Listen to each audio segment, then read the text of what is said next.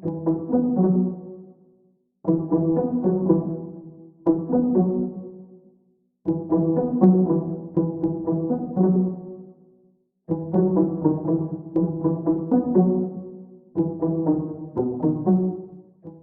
Fianarantsoa tovavy mpianatry ny université namoy ny ainy irery tao an-tranony. Araky ny fanazavana hatrany dia noho ny firehetany afo izay nahandrony sakafo no nahatonga an'ity tovavy ity no sempotra tao an-tranony ka nitarika amin'izao fahafatesany izao.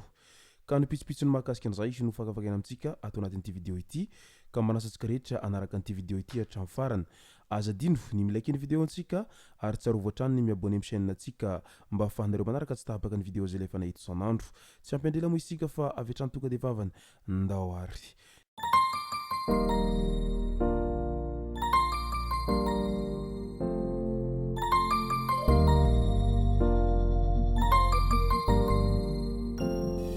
Ny tonga tsy miarahaba honony namantesitra ka dia faly miarahaba isika rehetra mpanaraka tsy tapaka an'ity chaîne ity ny tenako amin'ity androandroany ity. Arakin'izay efa natsipiko zay dia ny mahakasika ny vaovao mampalahelo avy any Fianarantsoa any no iompanantsika ato anatin'ity video ity. Fa milohan'izay dia andao aloha hoarantsika ireto tsara ho fantatra manaraka ireto. Croidis Armand di Ledis no ben'ny tanàna Ankiabeny Salo mandry tsara. Ny didim-pitsarana nivoaka tamin'ny tribunal administratif Mahajanga ny 20 Janoary 2024 teo nanambara fa Andriamatoa Armand Croidis di Ledis no voafidim-bahoaka sy nahazo vato ambony indrindra tamin'ny fifidianana ben'ny tanàna atao Ankiabeny Salo distrikany Mandritsara. Izy arak'izany no ben'ny tanàna lany tany an-toerana. Raha tsy misy ny fiovana dia ho atao androany 4 Febroary 2024 ny lanonana famindrampitantanana ao amin'ity komina Ankiabeny Salo ity.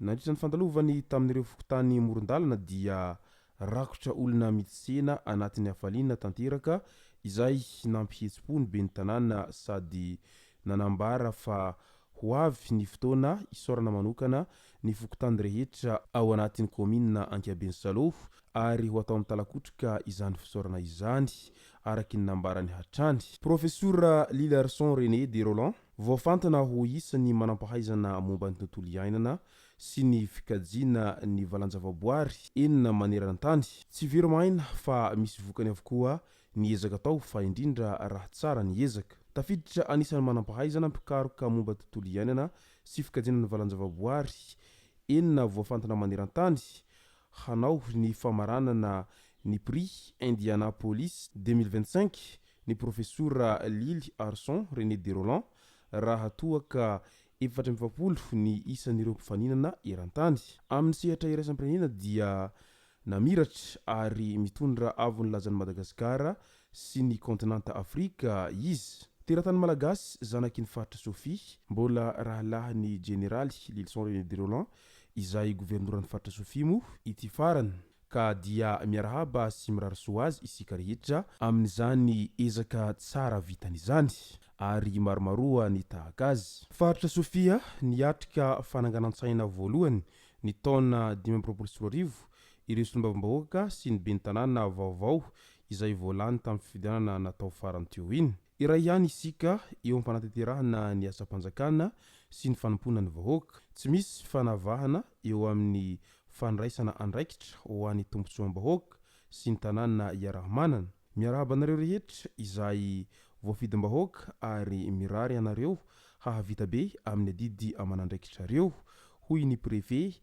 Rahalahy Vao nandritra ny fionana tamin'ny fananganan-tsaina teo amin'ny lapan'ny tanàna ny faritra Sofia tamin'ny andro ny 3 Febroary 2024 iny. Ny fandimby nandray fitenenana ireo solombavambahoaka izay nitarika ny fotoana. Nambarany député André Razakamanana di Zakabe fa efa anaty famahana ny olana eo anivon'ny draine sy fanendrena izay ho talem-paritry ny tompon'andraikitra izay hivoaka amin'ity volana Febroary 2024 ity. Torak' izany ireo fitalevam-paritra hafa tsy mbola manana tale. Hensitra ny solombavambahoaka voafidy tao be fandriana varatra amin'ny fanaparam-pahefanana sy ny fampihorohorona ataon'ireo milaza ho mpitandro ny filaminana nefa manao asa ratsy. Mandrebireby ny vahoaka any ambanivohitra ka tsy handefitra fa handray andraikitra tsy hiverenana izany intsony ny tenany. no amafisiny fa manaramaso ary mandray andraikitra manoloana ireo zavatra maharary ny vahoaka izay nifidy azy ny tenany tsotra ny hafatra sy ny zavatra tiako apetraka dia ny hisy ny firaisankina sy ny fankatiavana ary fanajana amintsika samy zanaky ny faritra Sofia fa izany no fanalahidy ny fampandrosoana hoy député Sainte Befeny Todomanana.